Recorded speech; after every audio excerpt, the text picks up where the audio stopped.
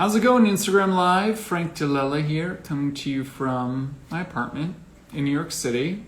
Well, some fun news of the day. We finally have a date for when Broadway is going to reopen.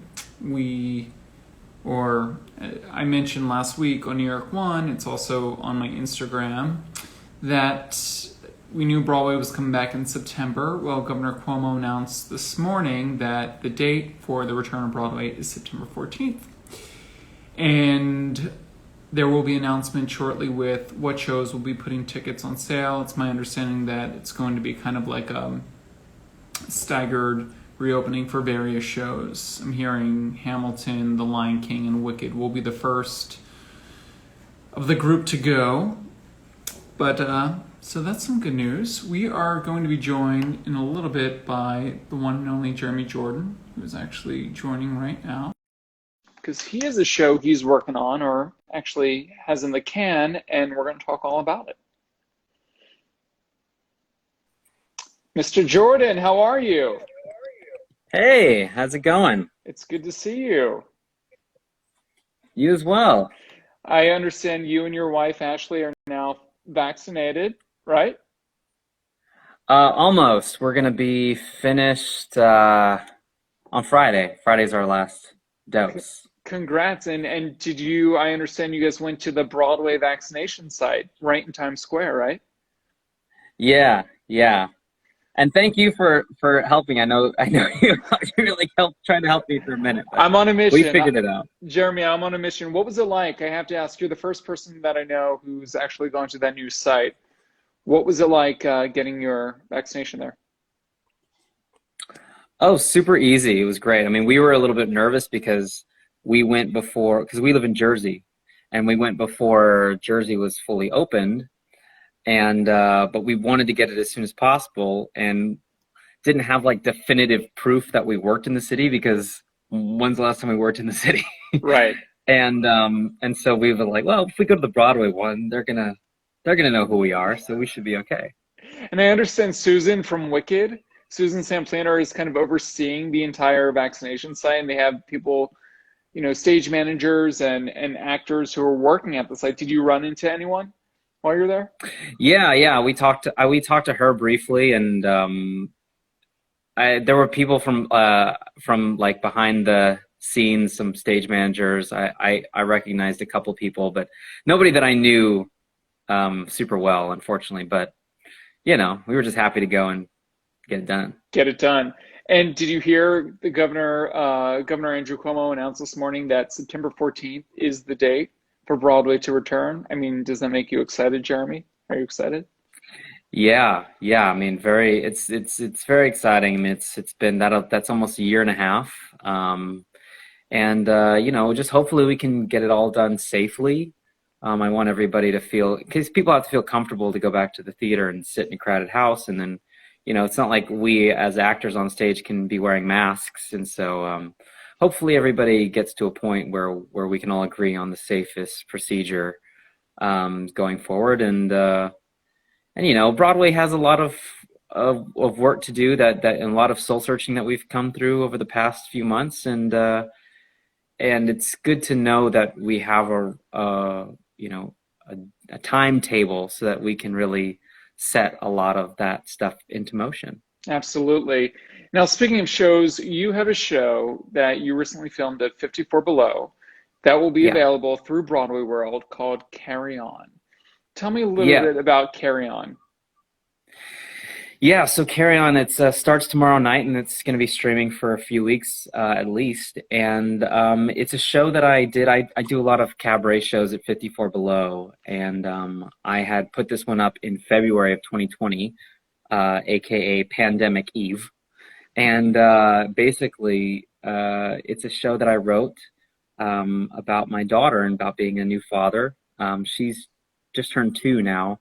And so when they asked me to do the virtual show, they wanted me to kind of do that same show, but I had to update it. It had been over a year, and I was, trying to play to the camera instead of a live audience. There's like no reactions, nobody's applauding, nobody's laughing. So I'm just it's a scripted show, so it was very, very surreal, and I just had to sort of rely on remembering what it was like performing it in front of an actual audience. But it's just like a love letter to my little girl, and just me sort of telling stories about my childhood and trying to unpack some stuff that I don't have to pass all that baggage that I carry with me onto my kid. And there's a lot of fears in being a new parent, and whether or not you're going to be able to access like this, well of love that they always tell you that you're gonna have. And you come to some really fun conclusions and try to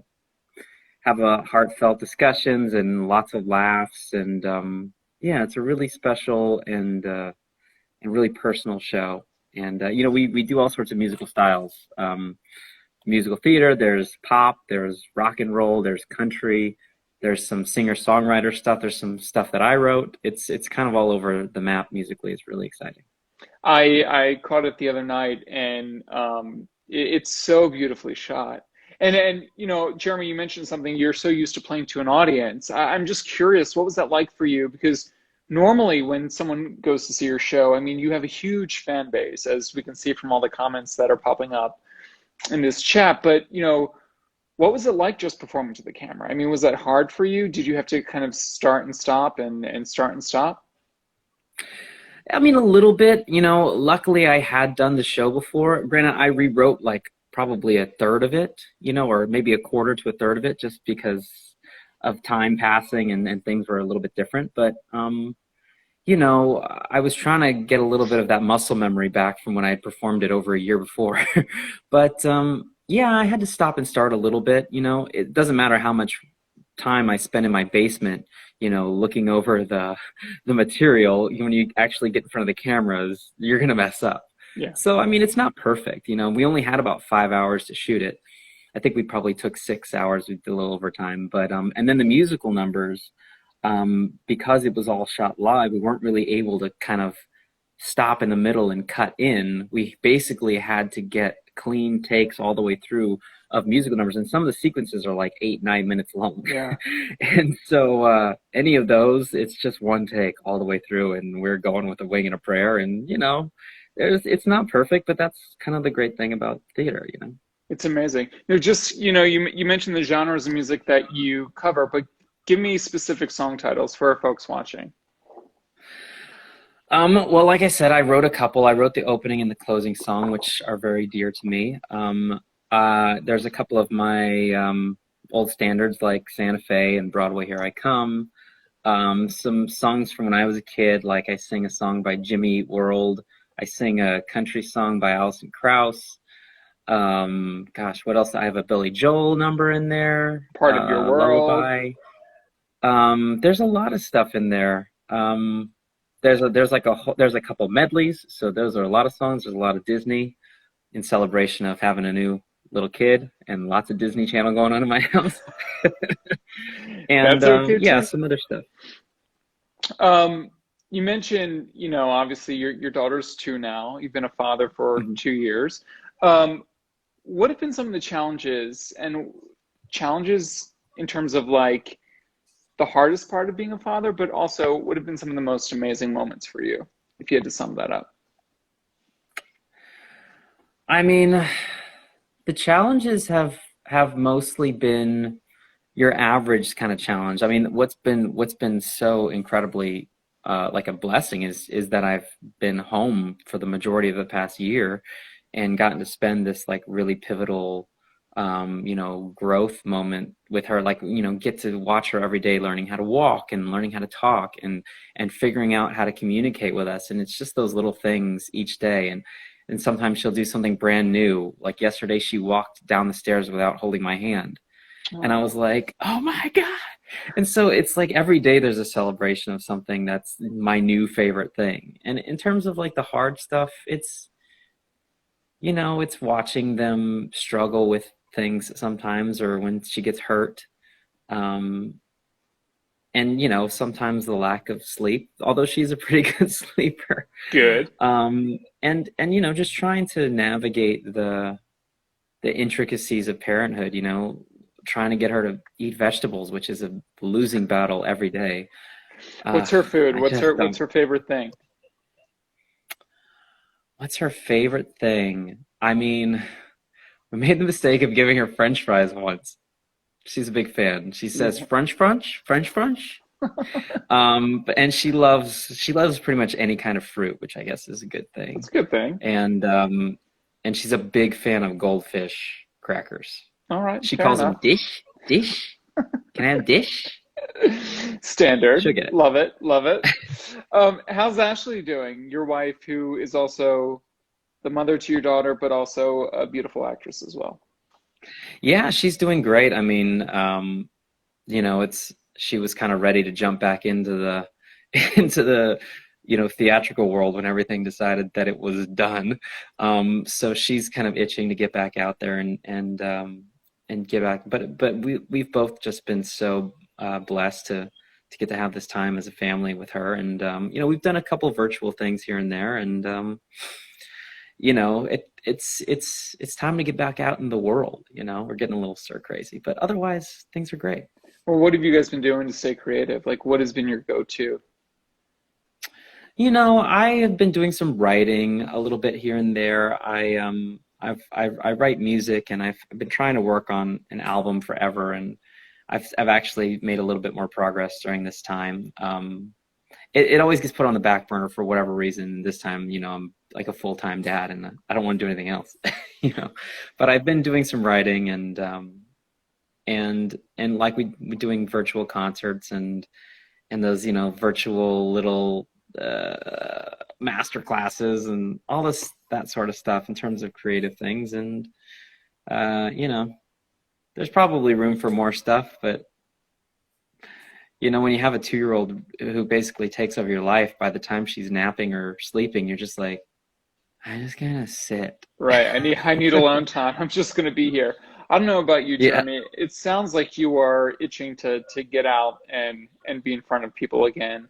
I cannot wait to get rid of all this yeah, Zoom stuff. I'm so ready for it. Do you have yeah, are you itching to come back to Broadway? I mean, is that something that you're dying to do? yeah, yeah. I mean, always, Hmm. always. I mean, Ashley and I both. I mean, it's been longer for her, but it's the ultimate sort of it's the ultimate place to be as an actor, especially as a stage actor. I was about 5 minutes away from doing my first show as Seymour in Little Shop off Broadway when That's everything right. closed. I think I was probably a few days out, and I never actually got to perform it. Now they're talking about that being something that's going to come back sooner than later once things reopen. So, you know, if nothing else if everything goes as planned, that's hopefully where I'll be. Yeah. Um, so I'm excited about that, and just getting to interact with people and bring people joy and happiness, and get out of the house and More there's more alone time just in front of an audience. Um, well, it's not even that. It's like being with people. It yeah. is funny. I've been with my wife and daughter, but it's it can be lonely when you don't have interactions with a variety of different people and a variety of different interactions. Yeah. Um, you mentioned Little Shop. I mean, how far into rehearsals were you? You said you were just a couple nights out of your first performance, but were you doing like how far into it were you? Were you doing run-throughs yet? Yeah, I mean, I was in my final rehearsal. We were doing our final run through before the put in, Wow. and we got through Act One, and Michael Mayer got off the phone and was like, "Everybody go home. We're not gonna do Act Two." But it was my Wow. last rehearsal before, my put in with the whole cast and costume and lights and all that stuff.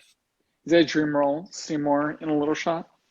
Yeah, I hadn't really thought that it was until I got the opportunity to do it, and I was like, why wouldn't I have thought about this one? Because it's such a, I mean, it's kind of a perfect show. Little Shop It is. is. It's It is. it's just so brilliantly crafted, and it's so funny and so easy to play with, and kind of get to do fun stuff and make it your own, and it's something that always leaves people happy, and and gives you a chance to, sing.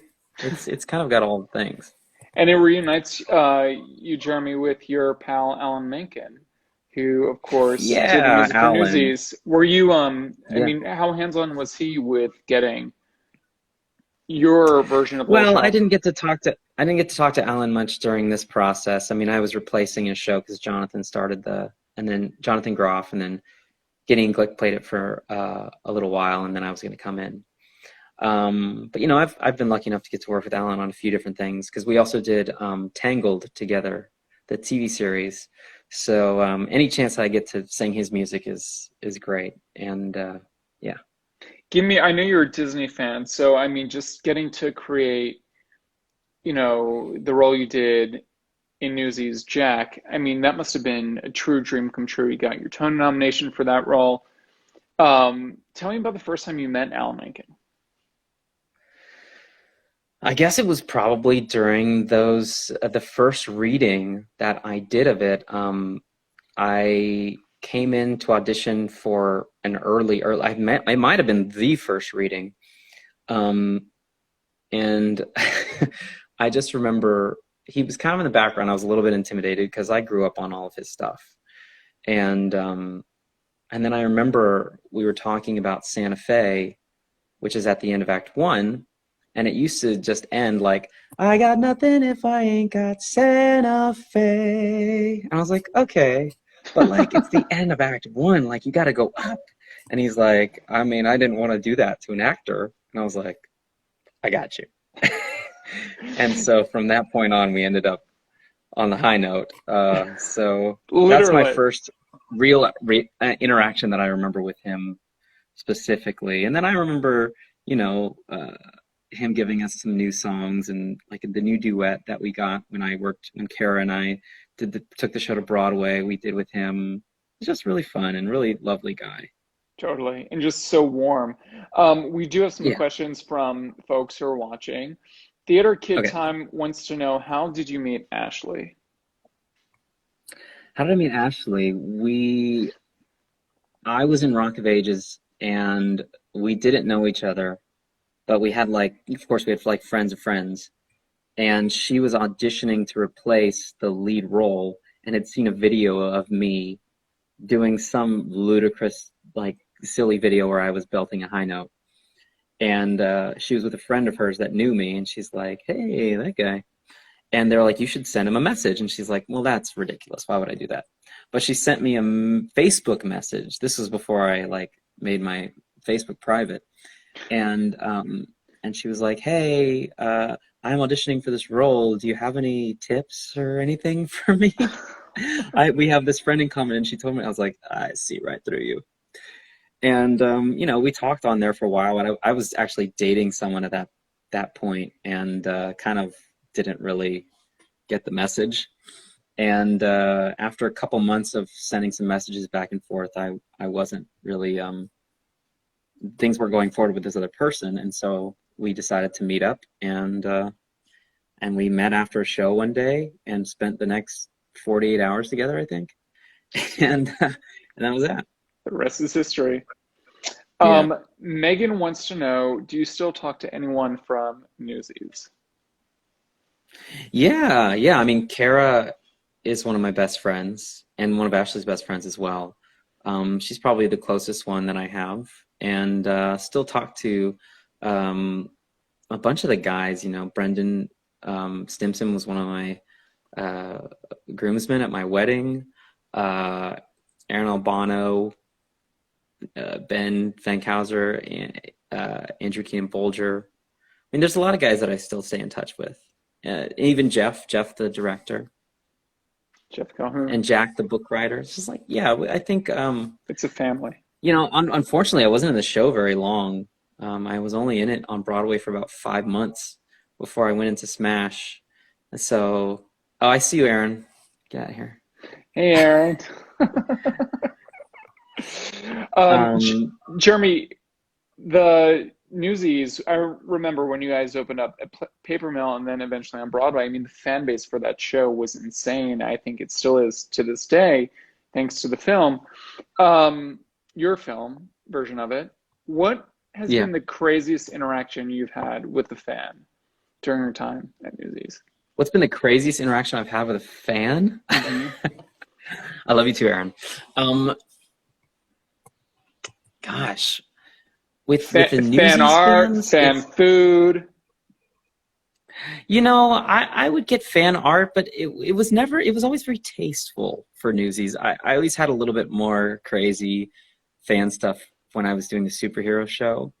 The craziest thing that I always remember in terms of like fan interactions, like stage door, was that when I was in West Side Story, some guy came up to me when I was doing the line, and he kind of was like really nervous. And he came up to me and he was kind of like leaned in to whisper in my ear. I was like, "What's going on?" He's like, "Can you ask this girl to marry me?"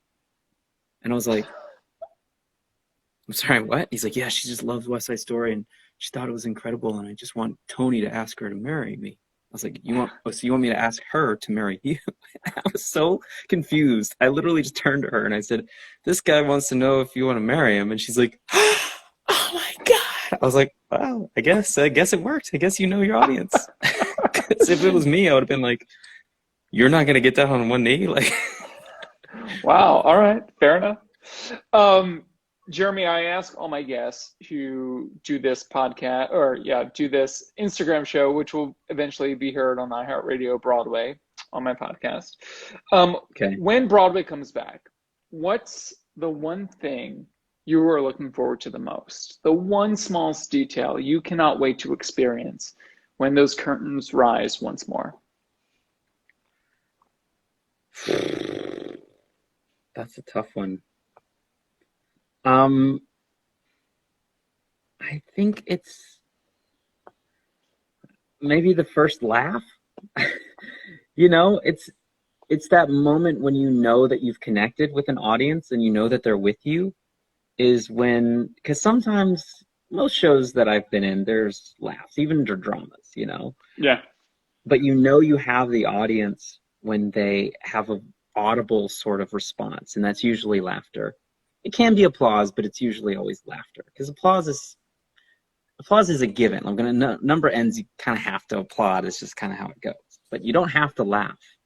And when you hear laughter from an audience, the first laugh of the show is an incredible gauge of what's to come for the rest of the night. Like you know how good the show is gonna be or how good the audience is gonna be just by that very first reaction. And so having that first reaction is always kind of a it just kind of gives you an idea of what the night's going to look like, and it's something that you can only ever feel in live performance, you know. Love it. Well, I can't wait to laugh, cry, and even sing along when I see you in Little Shop of Horrors, Jeremy. Oh, Um, thanks. Good luck with everything and congrats on your 54 Below show.